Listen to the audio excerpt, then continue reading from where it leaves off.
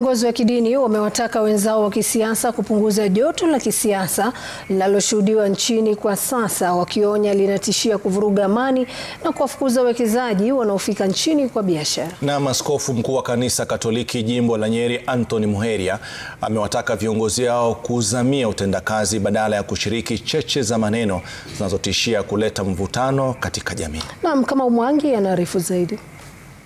Huku nipe nikupe ya ubabe wa kisiasa ikirejelea kwa mpigo baada ya mazishi ya hayati Raila Odinga, viongozi wa kidini wana wasiwasi kuhusu mkondo ambao taifa limechukua zaidi ya mwaka mmoja unusu kabla ya uchaguzi mkuu.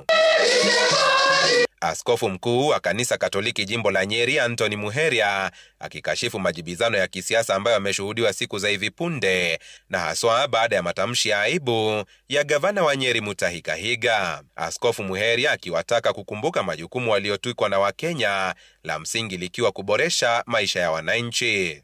The kind of exchanges that sometimes we hear with leadership, we ask them to bring God, bring mercy, bring caring. Because only when a leadership is filled with Christ, filled with God, filled with love, forgiving, is it true leadership. Askofu huyo aliyezungumza alipoongoza sherehe za mwongo mmoja tangu kutawazwa kwa Sister Irene Stephanie Nyatha huko Mukurweini, amewataka viongozi kuiga mfano wa huduma zake kwa jamii. Well, we are all filled with big heads of how big we are, and we want to be always imposing, always showing our power, that we can't come down from our seats, from the high places to come and serve.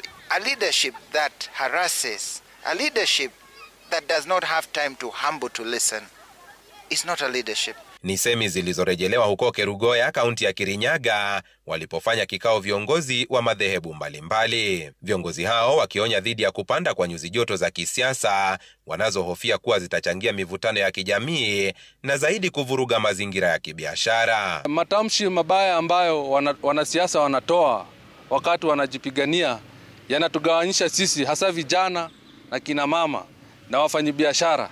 Pia inaleta uoga wakati jamii wameishi pamoja. Kwa matamshi ambayo inaendelea ni matamshi ambayo ni ya kuchochea, matamshi ambayo haiwezi tuletea tuunganisha kama wa Kenya, wa Afrika wazalendo, na tunaomba kwamba yule ambaye anatoa matamshi kama hayo, sisi tunamkemea.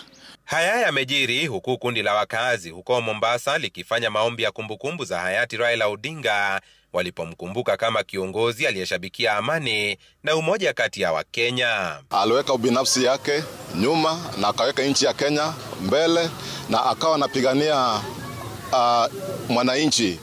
Kamau Mwangi, runinga ya Citizen.